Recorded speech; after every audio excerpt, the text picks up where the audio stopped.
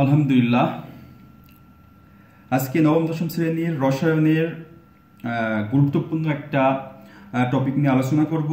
তো গত পর্বে আমরা দেখেছিলাম যে হচ্ছে ব্যাপন আর নিঃসরণের যে প্রশ্নগুলা এসএসসি পরীক্ষায় আসে রসায়ন থেকে। তো আজকে দেখবো আমরা তাপ প্রদানে যে বক্ররেখা পাই আর হচ্ছে তাপ হ্রাসকরণে বা শীতলীকরণে আমরা যে বক্ররেখা পাই, এই দুটো টপিক নিয়ে আলোচনা করব আজকে। তো এই দুটো প্রশ্ন ভেরি ভেরি ইম্পর্টেন্ট। পরীক্ষায় এখান থেকে সৃজনশীল আসলে প্রশ্ন দুটা থেকে যে কোনো একটা এসেই থাকে গ নম্বরের ক্ষেত্রে, মাঝে মাঝে ঘ নম্বরেও আসে। তো আলোচনায় চলে যায় তার আগে বলতে চাই আমার চ্যানেলটাকে অবশ্যই সাবস্ক্রাইব করবা, বেশি বেশি শেয়ার করবা বন্ধুদের মাঝে। তো তাপ প্রদানে বক্ররেখার যে আমরা বক্ররেখা পাই সেটা একটু আলোচনা করতে চাই। তার আগে আমি দেখো তোমরা এখানে একটা বক্ররেখা আঁকিয়ে রেখেছি তাপ প্রদানের জন্য। তো এখানে আমরা দেখতে পাচ্ছি যে এই যে এটা হচ্ছে এক্স অক্ষ বরাবর, এক্স অক্ষরেখা আমরা এঁকে নিয়েছি, আর এটা ওয়াই অক্ষ বরাবর।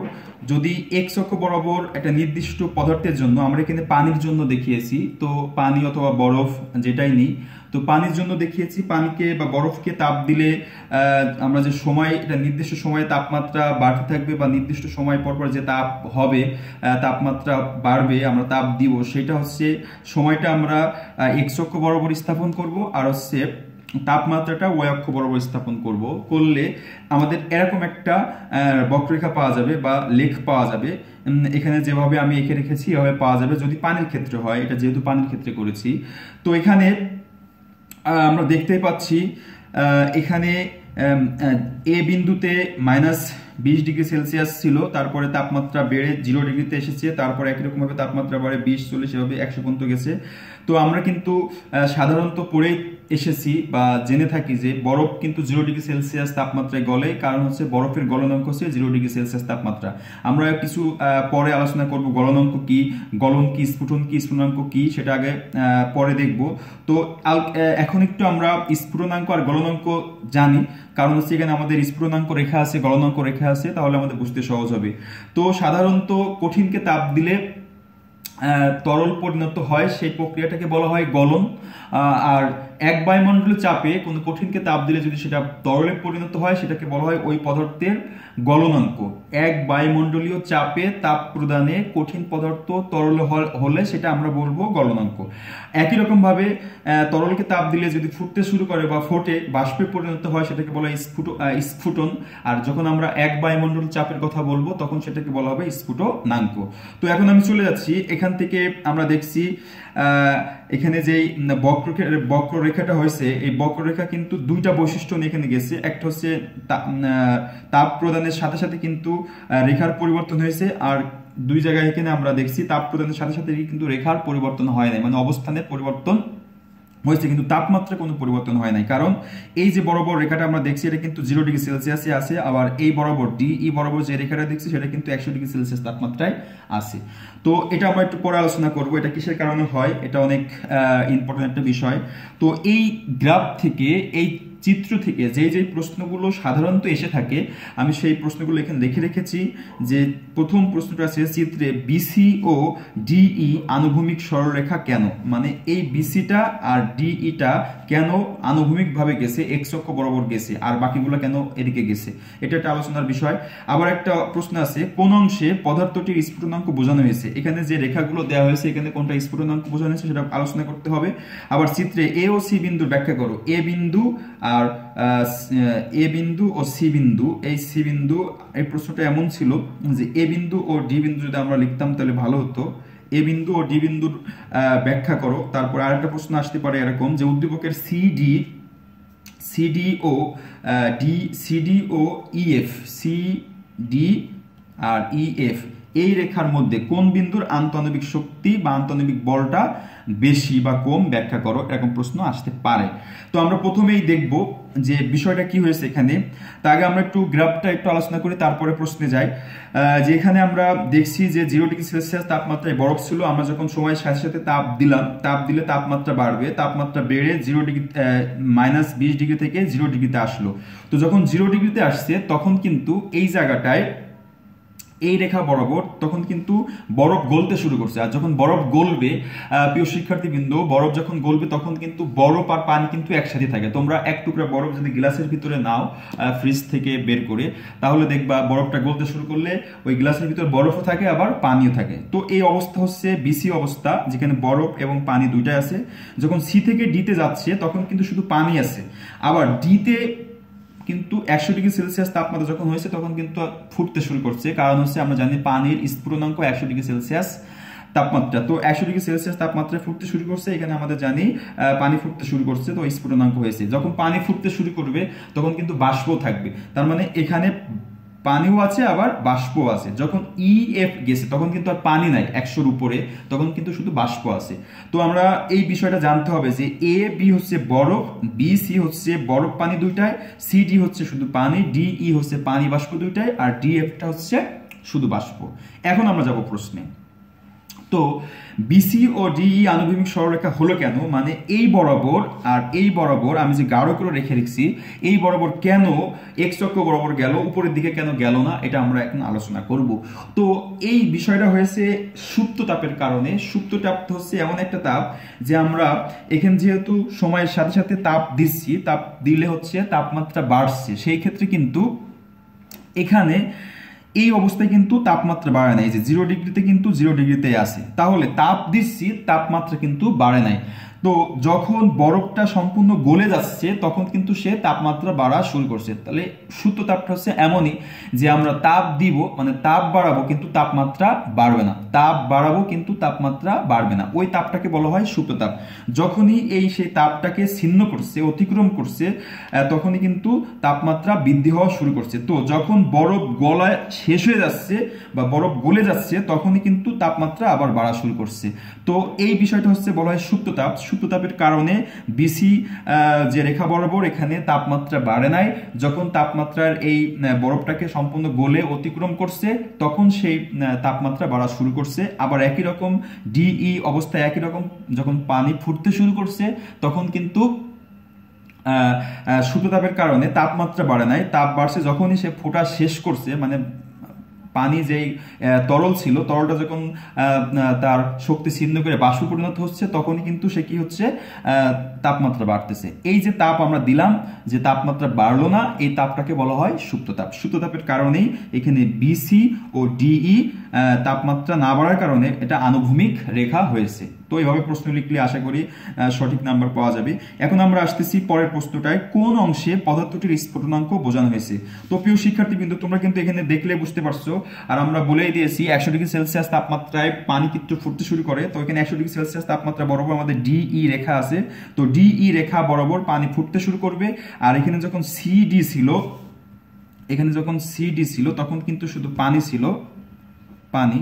আর পানিকে যদি আমরা আরো কি দিই, তাপ দিই, তো তাপ বৃদ্ধি করি, তাপ বৃদ্ধি করে দিই, পানিকে যদি আরো তাপ বৃদ্ধি করি তাহলে কিন্তু সেটা কি হবে, বাষ্প হয়ে যাবে। তো বাষ্প হয়ে যাওয়া মানে কিন্তু এখানে আছে স্ফুটনাঙ্ক বোঝানো হয়েছে, ফুটতে শুরু করে কোন অংশে পদার্থটি ফুটতে শুরু করেছিল। তাহলে ডিই অবস্থায় কিন্তু ফুটতে শুরু করেছিল। তো সিডি আমাদের পানি ছিল, সিডিকে যখন আমরা তাপ দিয়েছি তখন কিন্তু 100 ডিগ্রি সেলসিয়াস তাপমাত্রা যখনই পৌঁছে গেছে তখন কিন্তু সেটা ফুটতে শুরু করেছে। সেই ক্ষেত্রে আমাদের এখানে সিডিটা হচ্ছে ডিইটা হচ্ছে স্ফুটনাঙ্ক রেখা। আর আমরা এভাবে লিখবো যে সিডিটা এখানে পানি ছিল, পানিকে যখন আমরা তাপমাত্রা বৃদ্ধি করছি, তাপ বৃদ্ধি করছি, তাপমাত্রা বৃদ্ধি হয়েছে, তখন পানির যেই বন্ধন শক্তি আছে এটা ছিন্ন করে ফুটতে শুরু করছে, তখন আমাদের রেখা হয়েছে ডিই। তো স্ফুটনাঙ্ক রেখা হচ্ছে ডি। তো 3 নম্বর যে প্রশ্নটা ছিল যে এরকম, চিত্রে এ ও ডি বিন্দুর ব্যাখ্যা করো।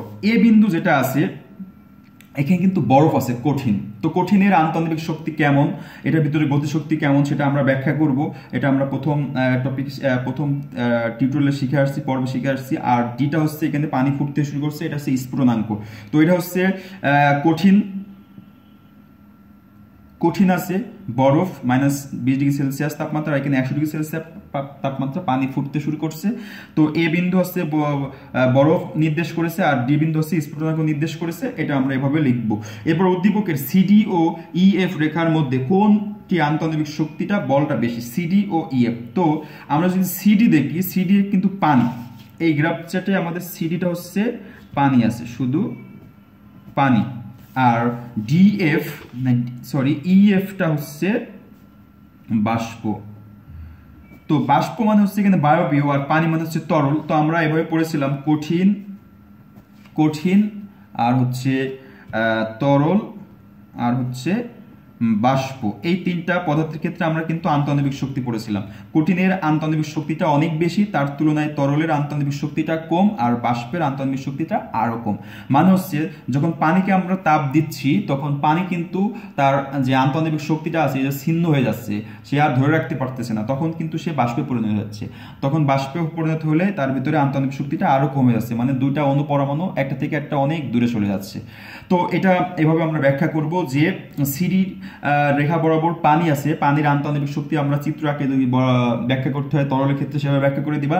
আর ইএফটা আছে বাষ্প পানির তুলনায় যেহেতু আন্তঃআণবিক দূরত্বটা বেশি, সেক্ষেত্রে কিন্তু আন্তঃআণবিক আকর্ষণ শক্তি বা বলটা অনেক কম।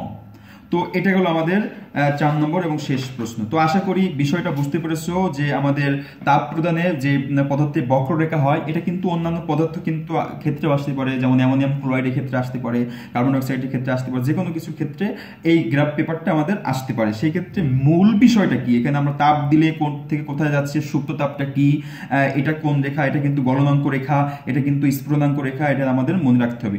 আর এ বি এখানে হচ্ছে বরফ, আমরা যদি এটার ক্ষেত্রে একটু লিখে দিই, এখানে আমাদের এ বিটা হচ্ছে বরফ, এ বি যে রেখা ছিল সেটা হচ্ছে বরফ, আর বিসি এটা কিন্তু বরফ এবং পানি দুইটাই আছে। তারপরে যদি আমরা দেখি যে হচ্ছে সিডি রেখা বরাবর কিন্তু শুধু পানি, এরপর হচ্ছে ডিই এটা হচ্ছে পানি প্লাস বাষ্প, আর ইএফ যেটা আছে সেটা কিন্তু শুধু বাষ্প। এই বিষয়টা মনে রাখলে কিন্তু আমাদের হয়ে যাচ্ছে। আর এখানে হচ্ছে যেটা হচ্ছে বিসিটা কিন্তু এটা হচ্ছে গলনাঙ্ক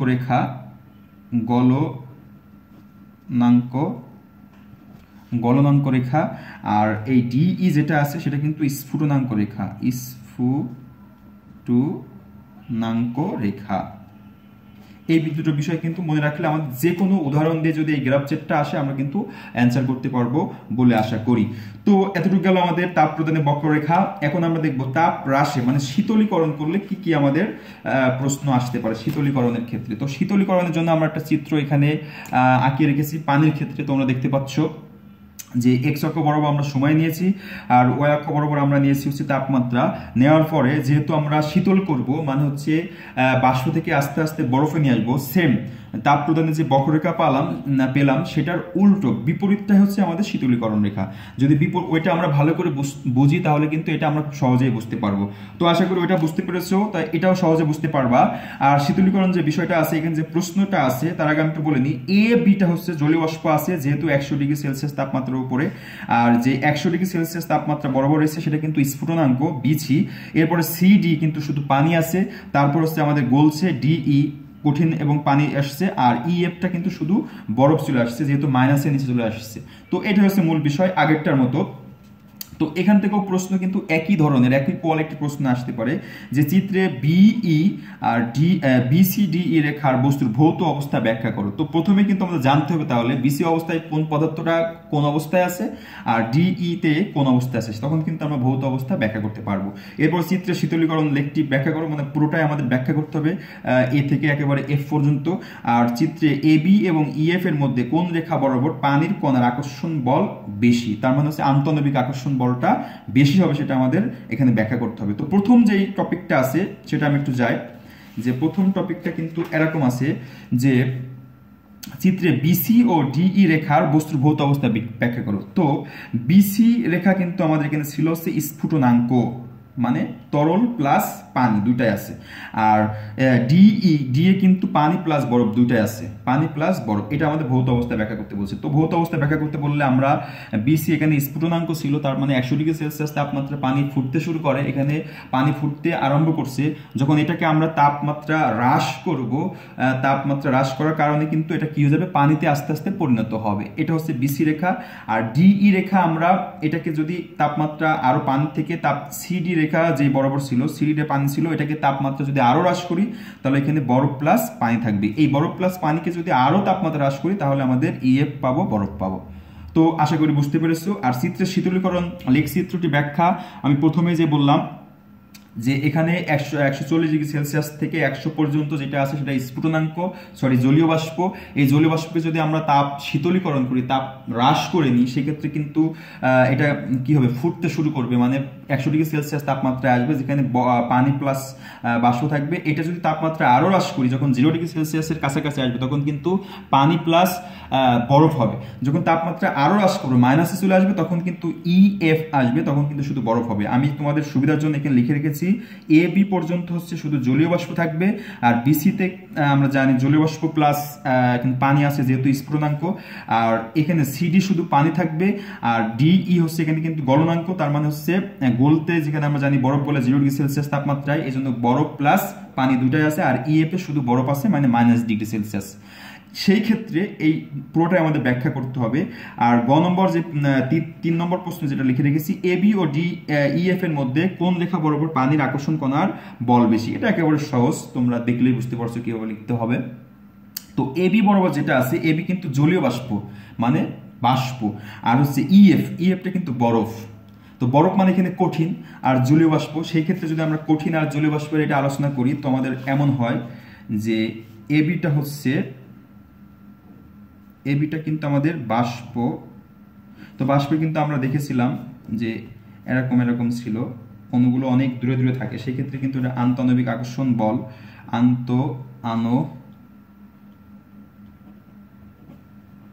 আণবিক শক্তি কম, যেহেতু অনুপরমাণুগুলো অনেক দূরে দূরে আছে। আবার যে কঠিন যেটা দেখলাম, সেটা কিন্তু আমাদের কঠিন মানে হচ্ছে এখানে ছিল হচ্ছে ইএফ রেখা যেটা আছে সেটা হচ্ছে কঠিন, মানে বরফ। সেক্ষেত্রে কিন্তু অনুপরমাণুগুলো একটার সাথে একটা কাছাকাছি ছিল, এরকম।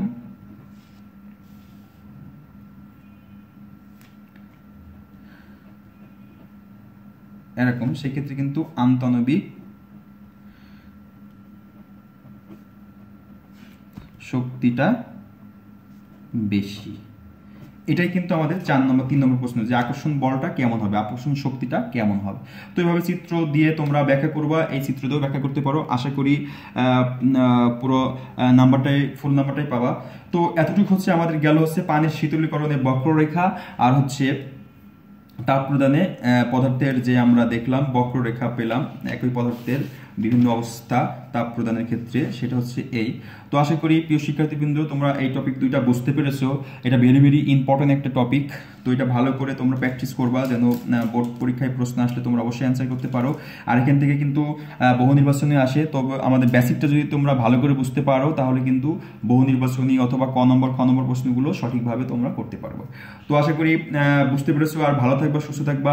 আবার বলতে চাই, আমার চ্যানেলটাকে অবশ্যই সাবস্ক্রাইব করবা, আর বন্ধুদের মাঝে বেশি বেশি শেয়ার করবা। তো আজকে এই পর্যন্তই। আল্লাহ হাফেজ।